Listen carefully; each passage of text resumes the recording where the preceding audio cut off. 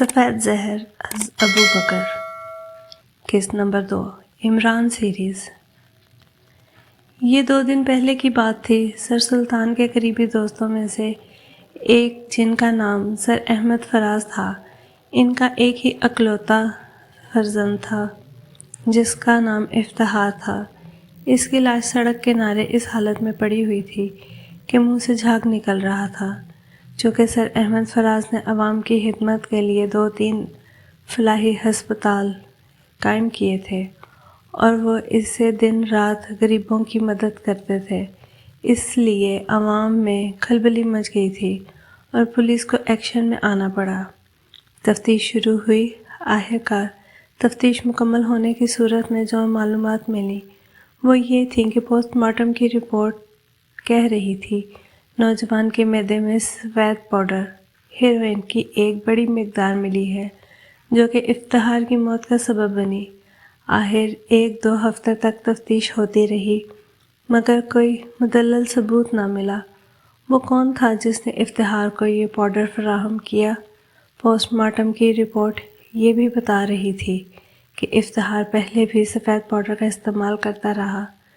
2 ہفتوں میں عوام کا جوش و خروش کم تو ہو گیا اور پولیس والے بھی اکتا گئے، مگر سر احمد فراز اپنے بیٹے کی موت کو نہ بھلا پائے۔ سر سلطان ان دنوں ایک کام کے سلسلے میں ملک سے باہر تھے۔ جب وہ آئے تو انہیں ساری باتوں کی خبر ہوئی اور انہیں بہت دکھ ہوا۔ ان کے سامنے مرحوم افتخار کا چہرہ گھوم گیا۔ ابھی اس کی عمر 20-21 سال تھی۔ پھر سر سلطان تعزیت کرنے کے لیے گئے۔ باتوں باتوں میں افتخار کے قتل کی بات چھڑ گئی۔ سر سلطان نے محسوس کیا کہ سر احمد فراز اپنے بیٹے کے قاتل کے نہ ملنے پر بہت غمگین ہیں۔ اچانک سر سلطان کے ذہن میں عمران کا خیال آیا۔ اگر عمران اس کیس پر کام کرنے پر رضامند ہو جاتا تو یقیناً تھوڑے ہی دنوں میں قاتل کی گردن ان کے ہاتھ میں ہوتی۔ پھر انہوں نے عمران سے اس سلسلے میں بات کی۔ پہلے تو اس نے طنزیہ لہجے میں کہا کہ وہ اب اس ملک کی سیکرٹ سروس ایک قاتل کا سراغ لگاتی پھرے، مگر پھر جب صدر سلطان نے افتخار کی والدہ کے رونے کا منظر کھینچا اور کہا کہ میرا خیال ہے کہ یہ پورا ایک گروہ ہے جو ہماری نوجوان نسل کو تباہی کی طرف دھکیل رہا ہے، اور بھی دلیلیں دیں تو عمران کچھ سوچنے پر مجبور ہو گیا۔ اس کی نظروں کے سامنے کئی دنوں سے اس قسم کی خبریں گزر رہی تھیں، مگر کچھ کیسز میں الجھا ہونے کی وجہ سے ان پر اتنا دھیان نہیں دیا جا رہا تھا۔ اب وہ سوچ رہا تھا کہ اس گروہ کا سدباب کر دینا چاہیے۔ پتہ نہیں یہ گروہ کتنے لوگوں کے گھر اجاڑ چکا ہوگا۔ اس نے اس کیس پر کام کرنے کی حامی بھر لی۔ پھر اس نے اپنے طور پر تفتیش شروع کی۔ پہلے تو اس نے اس کے سارے خاندان کے لوگوں کو کھنگالا، ایک ایک کر کے پوچھ گچھ کی، مگر کوئی بھی شخص ایسا نہ ملا جس پر شک کیا جا سکتا۔ یہ اس گروہ کا اعلیٰ کار یہ افتخار کا قاتل ہے۔ اب اس نے اس کے بہت قریبی دوستوں سے پوچھ گچھ کی۔ اس کے سارے دوست تقریباً شریف تھے، مگر اس کا ایک دوست جس کو اس کے دوسرے دوستوں کے بیان کے مطابق افتخار اسے اپنا سب سے اچھا دوست یعنی بیسٹ فرینڈ کہتا تھا، جب اس کی پوچھ گچھ کی گئی تو عمران نے اس پر شک گزارا۔ سب سے بڑی وجہ یہ تھی کہ اس کی آنکھوں کے سرخ رنگ کے بڑے ڈورے تھے جو کہ اس کے چہرے کا منہ بولتا ثبوت تھا۔ یہ بندہ بہت سالوں سے سفید پاؤڈر کا رسیا ہے، مگر عمران نے اس پر ظاہر نہیں ہونے دیا کہ وہ اسے پہچان چکا ہے۔ اس نے بس اتنا کہا کہ جولیا کو اس کی کوٹھی کی نگرانی پر لگا دیا، کیونکہ ابھی اس کے پاس کوئی واضح ثبوت نہیں تھا۔ اس گروہ کا اعلیٰ کار پھر ایک دن رات 1:30 بجے جولیا نے ایگزیکٹو کو رپورٹ دی کہ وہ نوجوان کے تعاقب میں ہے اور وہ عجیب سے حرکت کر رہا ہے۔ ایگزیکٹو نے استفسار کرنے پر اسے بتایا کہ وہ سڑک کنارے بیٹھے ہوئے ہر فقیر کے پاس گاڑی روکتا ہے، پھر ان سے 2-3 باتیں کرتا ہے، پھر واپس گاڑی میں آ کر بیٹھ جاتا ہے۔ اب تک وہ 5-6 فقیروں سے ایسی حرکت کر چکا ہے۔ ایگزیکٹو اسے حکم دے رہا تھا کہ وہ واپس چلی جائے، اسے اس سڑک کا بتا دے اب جہاں وہ اس کا تعاقب کر رہی ہے۔ جولیا نے اس سڑک کا بتا دیا، ایگزیکٹو جو کہ عمران ہی تھا۔ اس نے تنویر کو حکم دیا کہ ٹبی لیک علاقے کے فلاں سڑک پر ایک فقیر بیٹھا ہوگا، اس کی نگرانی کرے۔ اگر کوئی گاڑی اس کے پاس آ کر رکے اور پھر چل دے تو وہ اس کا تعاقب کرے۔ تنویر کو یہ حکم دے کر اس نے جلدی سے فقیر کا روپ دھارا اور اس سڑک پر جا کر بیٹھ گیا جہاں تنویر کو اس نے ایک فقیر کی نگرانی کرنے کا کہا تھا۔ عمران اس سے پہلے ہی وہاں پہنچ چکا تھا۔ اب تنویر عمران کی نگرانی کر رہا تھا اور عمران افتخار کے اس دوست کا جو کہ ہر فقیر سے بات کر کے گاڑی میں بیٹھ جاتا تھا۔ پھر اس کے انداز کے عین مطابق تھوڑی دیر بعد نوجوان اس کے سامنے کھڑا اس سے وائٹ ویژن کا پوچھ رہا تھا۔ اس ساری کارروائی کے بعد اب وہ اس فقیر کے سامنے کھڑا تھا جس کو گزشتہ رات تنویر نے اغوا کیا تھا۔ السلام علیکم، عمران نے بوکھلائے ہوئے لہجے میں کہا۔ وعلیکم السلام، کیا چاہتے ہو مجھ سے؟ جھنجھلا کر بولا، یار میں تو ایک ہی چیز چاہتا ہوں، مگر میرے چاہنے نہ چاہنے سے کیا ہوتا ہے؟ جب دونوں کی رضامندی ہو تو پھر ہی بات بنتی ہے۔ اٹھا دے ہاتھ اور دعا کر دے میرے بارے میں کہ میری شادی ہو جائے تو تمہیں مٹھائی کے کٹھے 3 ڈبے دوں گا۔ عمران بولنے پہ آیا تو بولتا ہی چلا گیا۔ جب وہ رکا تو اس نے فقیر کی طرف ایسے بوکھلا کر دیکھا جیسے وہ اس سے باتیں نہیں کر رہا تھا۔ او خدا، یہ کسی پاگل خانے میں لے آیا ہے مجھے، وہ بڑبڑایا۔ جب سفید پاؤڈر بیچ کر لوگوں کے گھر اجاڑتے تھے تب خدا یاد نہیں آتا تھا؟ عمران نے طنز کیا۔ فقیر چونک پڑا۔ اس نے عمران کے چہرے پر نظر ڈالی تو وہ کانپ اٹھا۔ جہاں کچھ دیر پہلے حماقت برس رہی تھی اب اس کی جگہ سنجیدگی نے لے لی۔ کیسی باتیں کر رہے ہو؟ کیسا سفید پاؤڈر؟ میں تو کبھی اس کا نام بھی نہیں سنا۔ فقیر کے چہرے پر صاف پتہ چل رہا تھا کہ وہ جھوٹ بول رہا ہے۔ میرے خیال سے مجھے تمہاری یادداشت واپس لانی پڑے گی، عمران نے اٹھتے ہوئے کہا اور فقیر کے قریب آیا۔ اچانک اس نے ایک زوردار گھوسا اس کے ناک پر دے مارا۔ فقیر ایک کرسی کے ساتھ بندھا ہوا تھا۔ وہ کسمسایا۔ شرافت سے بتا دو کہ اس گروہ میں کون کون سے ایسے ممبر ہیں جسے تم جانتے ہو اور یہ سفید پاؤڈر تمہیں کون مہیا کرتا ہے؟ عمران گرایا۔ دفعتاً اسے نظر کے سامنے سے افتخار کی والدہ کا بین کرتا چہرہ گزرا۔ اس کا منہ سرخ ہو گیا۔ میں آخری بار پوچھ رہا ہوں، اس کے بعد میں ہاتھوں کی زبان سے بات کروں گا۔ عمران نے فقیر کو گھورا مگر فقیر کچھ نہ بولا۔ عمران نے جیب سے ایک چاقو نکالا۔ عمران کو چاقو نکالتا دیکھ کر فقیر کی آنکھوں میں خوف کے سائے پھیلنے لگے۔ عمران نے بغیر کچھ بولے چاقو والا ہاتھ لہرایا۔ ادھر فقیر کی چیخ سے پورا کمرہ گونج اٹھا۔ فقیر کا ایک کان سرے سے ہی غائب ہو چکا تھا۔ فقیر بری طرح تڑپ رہا تھا۔ عمران نے پھر ہاتھ اٹھایا۔ اس کے ہاتھوں کو اٹھتا دیکھ کر فقیر کرایا، نہ ظالم آدمی، نہ کرو میرے اوپر تشدد، میں سب کچھ بتاتا ہوں۔ عمران نے ایسے سر ہلایا جیسے اس کو اسی کی توقع ہو، پھر اس نے کرسی کھینچی اور فقیر کے قریب بیٹھ گیا۔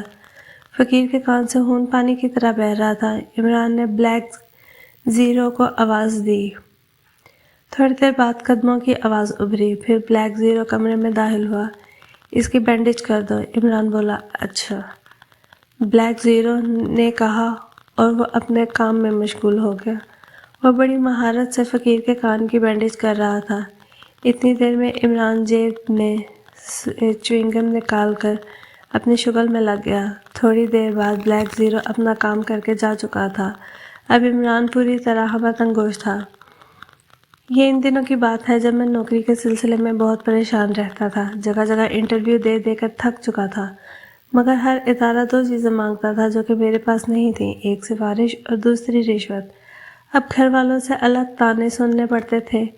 میرا ایک جگری دوست تھا، ہم دونوں اکٹھے پڑھے فارغ ہوئے تھے اور وہ بھی ان دنوں نوکری کی تلاش میں مارا مارا پھر رہا تھا۔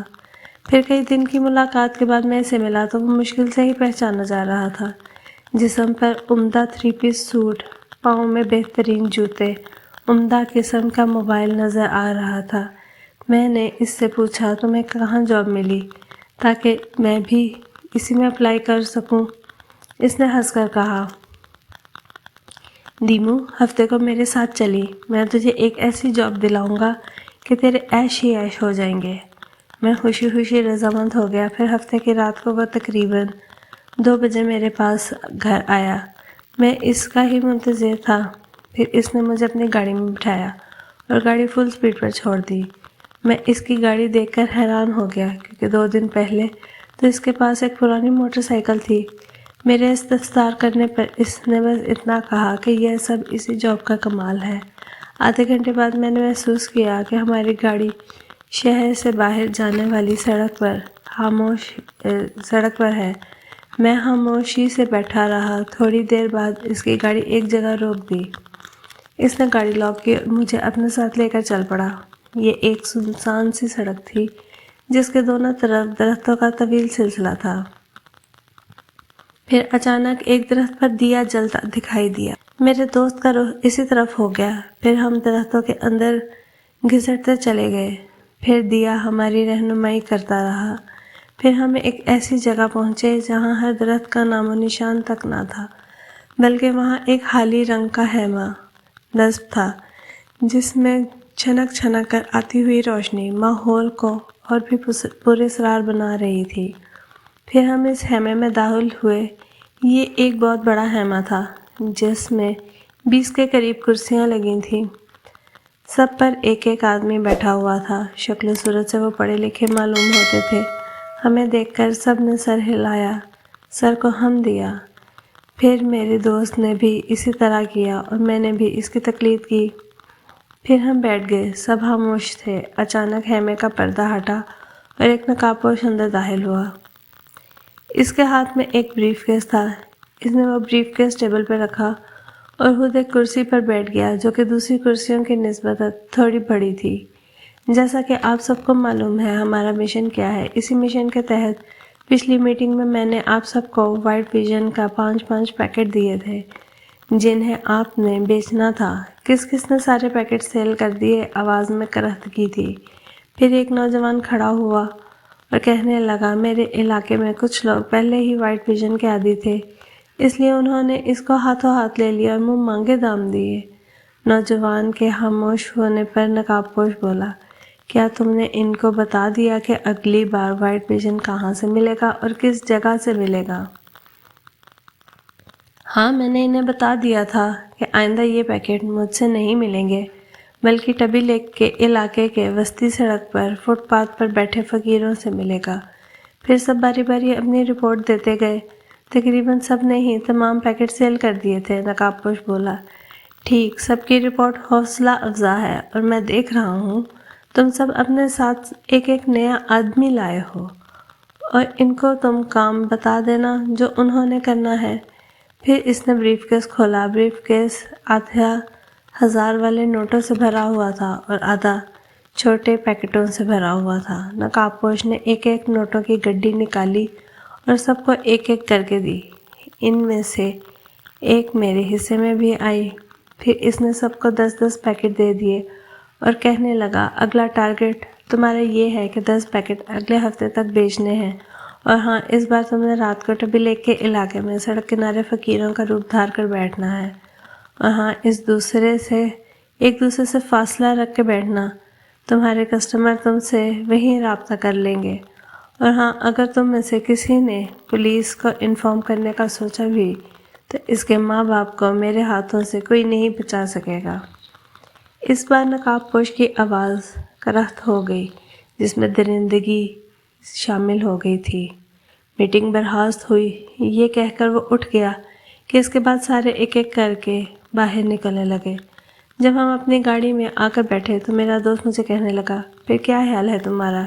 یہ پیکٹ اگلے ہفتے تک بیچ دینا اور ادھر آ جانا۔ پہلے تو میں نے سوچا کہ یہ کام نہ کروں، مگر پھر مجھے اپنے گھر کے حالات نظر آنے لگے۔ اس دن سے میں اس کام میں ملوث ہو گیا۔ فقیر کسی ٹیپ ریکارڈر کی طرح بولتا چلا گیا۔ عمران نے اس کو گھورا، پھر ایک طویل سانس لی اور چوئنگ گم کو چلنے لگا۔ غالباً وہ اس معاملے میں معاملے کے بارے میں کوئی لائحہ عمل تیار کر رہا تھا۔ عمران کرسی پر بیٹھا کسی سوچ پر گم تھا۔ اچانک بلیک زیرو بولا، سر اب کیا کرنا ہے؟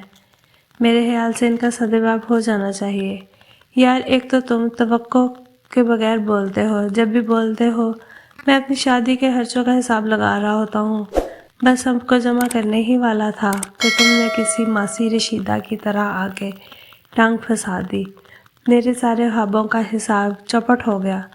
ہے کوئی اس عمل کو کرنے والا؟ عمران نے کھا جانے والے نظر سے بلیک زیرو کو گھورا، دوبارہ کرسی کی پشت سے ٹیک لگا کر آنکھیں بند کر لی۔